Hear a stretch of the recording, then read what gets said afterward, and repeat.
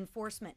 This bill provides resources to support Border Patrol agents that they so desperately need.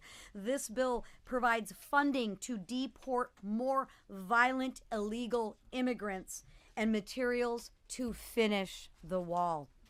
We have an opportunity right now before us to make generational investments in the safety of our communities.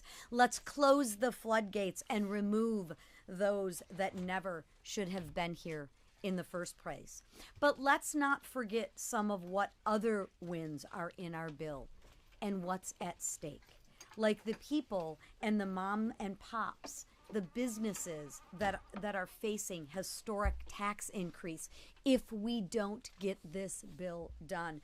They will not survive if we don't pass this bill. And those on Medicaid who need it strengthened, sustained, and secured. It's time we put them first, not illegal immigrants. That's what we promised the people, and that's what we intend to deliver, to put the American people first. And the One Big Beautiful Bill delivers on those priorities. And I know every single House Republican will be proud of its passage, because when it's all said and done, history will remember that Republicans put Americans first, and the Democrats didn't. And now I would like to turn it over to our chairman, Mark Green.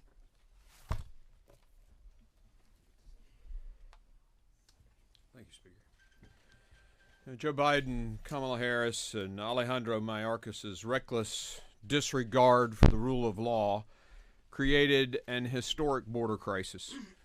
Under the Biden and Harris administration, 13 million inadmissible aliens poured into our country, overwhelming Border Patrol and CBP officers, wasting billions of taxpayer dollars, and of course, throwing many of our communities into chaos. Illegal gang activity, influx of fentanyl.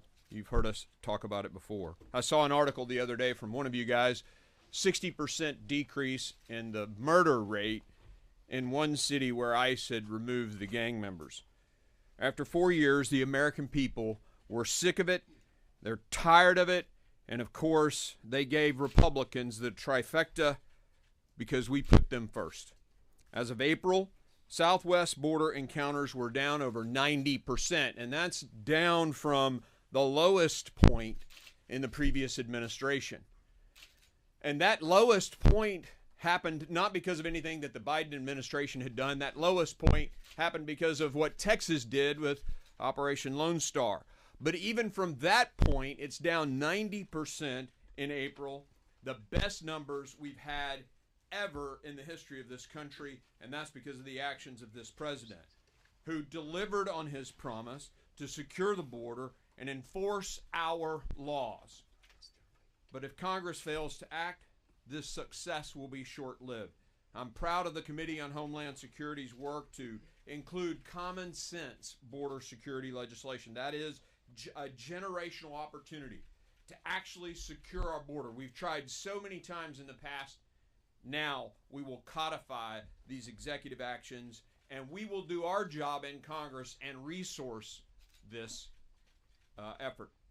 $7 billion to recruit and train new border agents, billions of dollars to to build the wall, and it's a high-tech, lights, cameras, access to observe, $5 billion in technology enhancements, all the support that we can give to the border states. We're going to expand Operation Stone Garden, those grants for those states that actually work with the Department of Homeland Security to secure our border, all in this bill, all because the American people said enough is enough, and all because they elected Donald Trump and a Republican Congress. I now will be followed by one of my mentors and heroes in this building, Jim Jordan.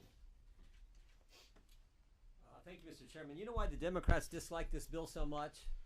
Because it's so darn Republican. Embraces three fundamental Republican principles. Cut taxes, secures the border, requires work. We're the party that believes you should let mom and dads keep more of their money to chase down their goals and dreams. We're the party that believes you should actually have a secure border. This bill does it, as Chairman Green just pointed out. And we're the party that believes able-bodied adults, if they're going to get your money, should have to work. It's good for taxpayers. It's good for the economy. Most importantly, it's good for that individual. This bill embraces three fundamental principles of our party. That's why I think it's really important that Republicans lean in and go tell the American people how important this legislation is, how it keeps faith with what we told the voters we were going to do last November, why they elected us, and it's right on point. So I'm confident we're going to get there this week, get the votes that we need to get this thing passed, because it does the things we said we were going to do. And with that, I yield to the chairman of the Ways and Means Committee, Chairman Smith. Thank you, Jim. President Trump promised and delivered, and now the House will too. The One Big Beautiful Bill stops the largest tax increase in history and focuses benefits on workers, families, farmers, and small businesses. It unleashes Made in America manufacturing and delivers on President Trump's promise to all American workers. This is an economic growth agenda combined with historic spending reforms that protects those in need and puts America on a path to a better future. $140 billion in your tax dollars shouldn't go to illegal immigrants who have broken the law. Instead, Republicans are putting that money towards no tax on tips and no tax on overtime. Fortunately, 77 million Americans have already weighed in. We're going to deliver on the president's promises, and we're going to help working and middle-class Americans. This is very personal for me. I grew up in a single-wide trailer in a town of less than 5,000 people. The average income in my hometown is just over $24,000. My priority is the working class. That is the priority of President Trump, and that is the priority of the Republican Party. And this bill delivers for them. My neighbors back home and hard-working families and communities just like in Salem, Missouri, and all across the United States. According to the Council of Economic Advisors, the no tax on tips policy alone will lead to an additional $1,700 in the pockets of each of the 4 million different tipped employees working in communities throughout this nation. Family take-home pay will increase up to $13,300 under the One Big Beautiful Bill. And the same study showed that tax relief for seniors, meanwhile, would increase the average take-home pay for qualifying seniors by approximately $450 per year. I'm proud to say we're taking the president's promise and going even farther by delivering even greater benefits for them. I've said it before, and I'll say it again. Failure is not an option. We have to deliver for the American people. Pleased to turn over to Whip Emmer. Thanks, Jason. This week, House Republicans face a historic moment that has the potential to revive the American dream and solidify the comeback that has already begun under President Donald J. Trump. From our nation's farmers to police officers working 60 hours a week, from America's top manufacturers to small businesses on Main Street, our One Big Beautiful Bill holds promise for every American. In fact, nearly 1,000 organizations have already expressed support for the policies within the bill. The Job Creators Network described our reconciliation bill as, quote, exactly what the country needs to jumpstart the economy and guarantee the safety and prosperity of Americans for decades to come, end quote. The National Association of Manufacturers said of this landmark legislation, quote, we need certainty now, and this is the moment to deliver one big, beautiful bill that lets us compete and win, end quote. Their warning could not be more true. The time to get this done is now. Not only does this legislation make the 2017 Trump tax cuts permanent and implement no tax on tips and overtime pay, it also unleashes American energy, cuts waste, fraud, and abuse, and allows President Trump to continue his successful deportation and border security operations. And that's only naming a handful of things this bill accomplishes. Our reconciliation bill delivers on President Trump's America First agenda, and it does so while saving the American people over $1.6 trillion. The one big, beautiful bill is truly a once-in-a-generation chance to get America back on track. House Republicans must seize this opportunity and quickly.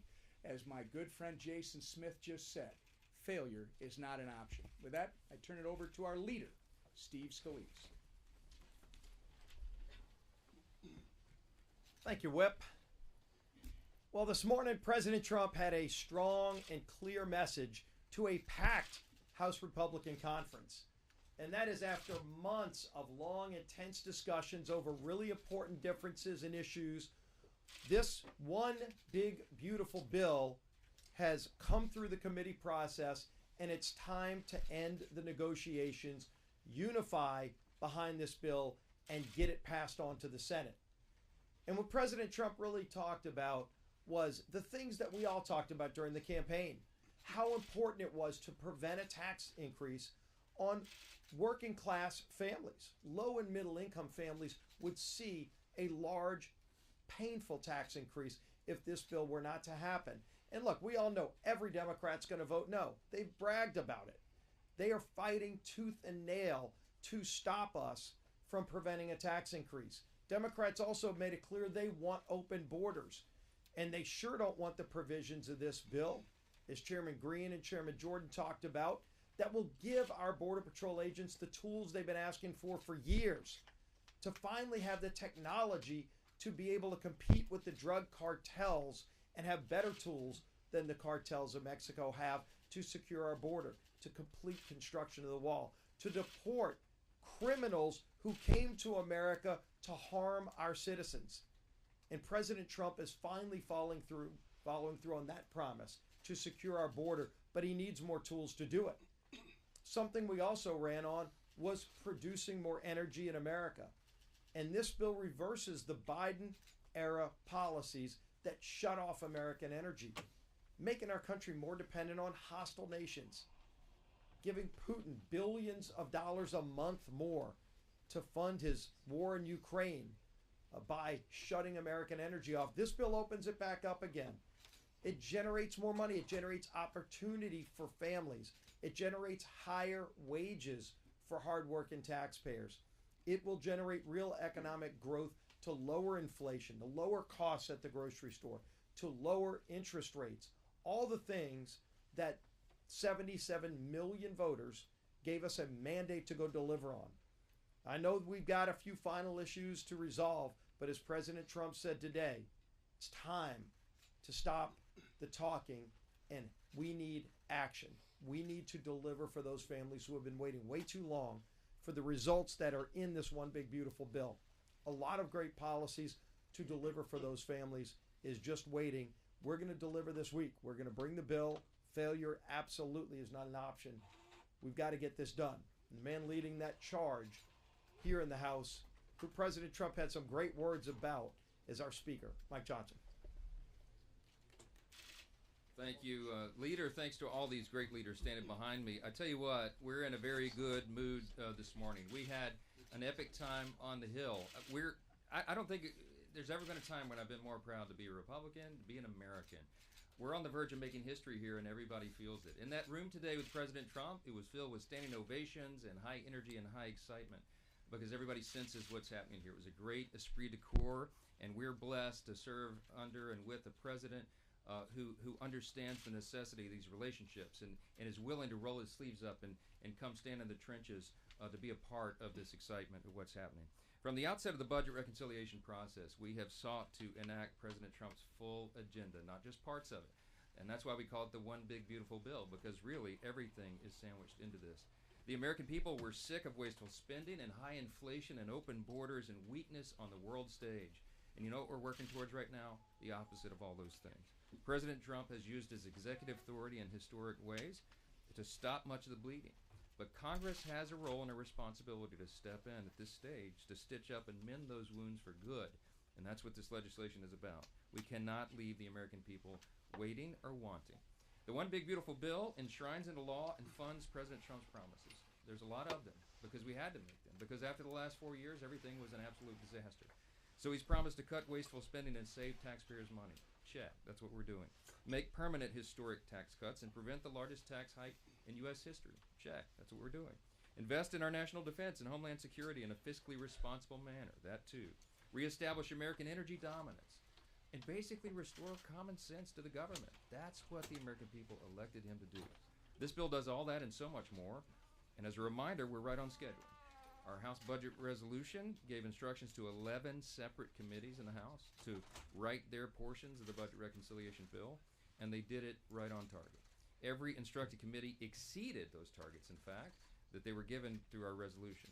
That means the committees that were told to spend have spent less, and the committees that were told to save actually found more savings than they were targeting.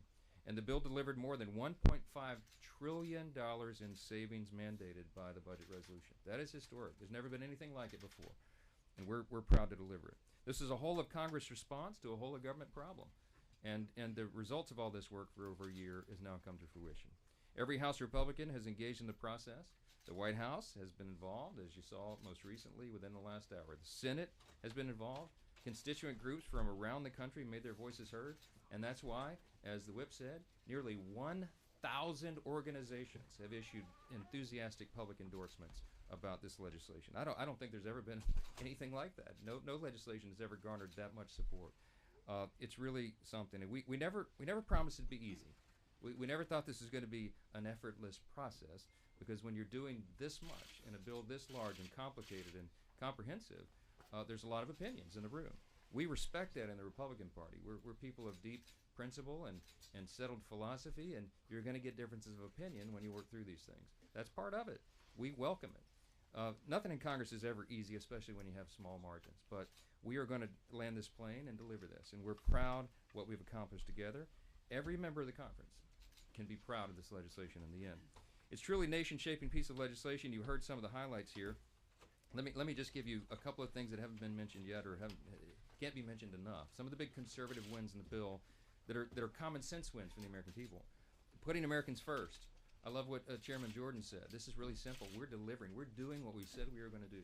When you talk about putting Americans first, we're making the largest investment in border security in over a generation, providing nearly $150 billion to secure our border and deport illegal aliens.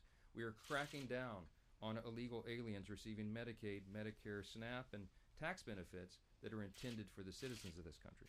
We're shifting the cost of adjudication in the immigration system from the American taxpayer to the aliens themselves. And we're imposing a fee on remittance payments to foreign countries by illegal aliens. Second category, providing historic tax relief. We're going to eliminate taxes on tips and overtime and provide tax relief for seniors on Social Security. We're going to eliminate taxes on auto loan interest if that car is made in the U.S., lowering the cost of borrowing for America's farmers and providing tax relief for job creators. Another category, bringing back common sense. I mean, that's the continuing theme here that we all talk about. We're repealing and rolling back over $500 billion in funding for the radical Green New Deal policies from Biden's so-called Inflation Reduction Act. We call it the Inflation Act. We're ending Biden's war on American energy. We're banning Medicaid dollars from going to transgender surgeries for minors. We're canceling Biden's student loan repayment program. We're increasing university endowment tax for these big woke institutions. We're revoking tax exempt status for nonprofits that materially support terrorism. We're doubling the jail time for leaks of confidential taxpayer information. We're eliminating big businesses' ability to engage in woke PR campaigns to facilitate refundability for green energy projects. We're incentivizing federal workforce to be at-will employees, and we're repealing Biden's disastrous EV mandate. The stakes couldn't be any higher. We could go on and on. It's over 1,000 pages. I could list all the wins, but we only have so much time. Despite the overwhelming popularity of so many of these provisions in this bill, the guys on the other side of the Congressional Democrats have refused to engage with us in this process at all. They're not going to vote for anything that I just listed for you. And make no mistake about it. This week they're going to vote for. They're going to vote for the largest increase in taxes in American history. They're going to vote against border security, against American energy dominance, and against broadly popular policies such as work requirements to shore up Medicaid. President Trump's One Big Beautiful Bill is going to require one big beautiful vote. And this is our shot. Best chance. This is our best chance that we'll ever have in our lifetimes, in any of us, in any of our lifetimes, to deliver on the mandate handed down by so many Americans. 77 million Americans voted for President Trump, more than that. And in fact, it's exactly what Republicans were sent to Washington to accomplish, as Chairman Jordan said. By passing this legislation, wages will increase as much as $11,600. Take-home pay for the typical American family with 2 kids will increase by $13,300 a year. As many as 4.2 million full-time equivalent jobs will be created because of this legislation. But if we fail, here's the alternative. Here's what the Democrats are going to vote for. Every American citizen seeing a 22% tax hike. 26 million businesses would see a tax increase to 43%. We'd lose nearly 6 million jobs in the economy and about $1 trillion in GDP by some estimates. The Border Patrol and ICE would lack the resources to detain and deport criminal illegal aliens, and 1.4 million illegals would continue to receive taxpayer funding of health care. Look, we could go on and on this morning about finishing the border wall and accomplishing all these things that we've talked about. But I'm just end it here and tell you that failure is simply not an option. We have to get this done. I told President Trump on the campaign trail that I believed he could be the most consequential president of the modern era and arguably maybe one of the most in all of U.S. history, maybe top 2 or 3. I think this is the way we deliver that. And by extension, that means that this Congress can be one of the most consequential in history. We do not take that lightly. And despite the challenges and the nonstop media criticism and the historically small House majority, we are right on track to deliver, and that's what you'll see this House do this week. Now, we're not going to take a lot of questions this morning because we've already done a ton of media with you in the halls. The President gave you a lot, we gave you a lot. What we're leaving to do right now is gather up the small subgroups in the House Republican Conference and tie up the remaining loose ends. I'm very confident that we'll be able to do that. There's a great esprit de corps in the room this morning because everybody knows what's at stake. All the things we've talked about here this morning, we are going to get this done. So this is a rare thing. I'm going to say hold the questions and let me go get back to work so we can finish this thing up. Okay? Thanks for being here. Other members Mr. Speaker. Leadership, it's a requirement to take questions in this room, gentlemen.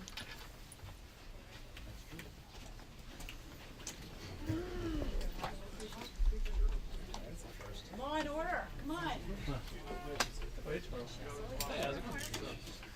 That was amazing.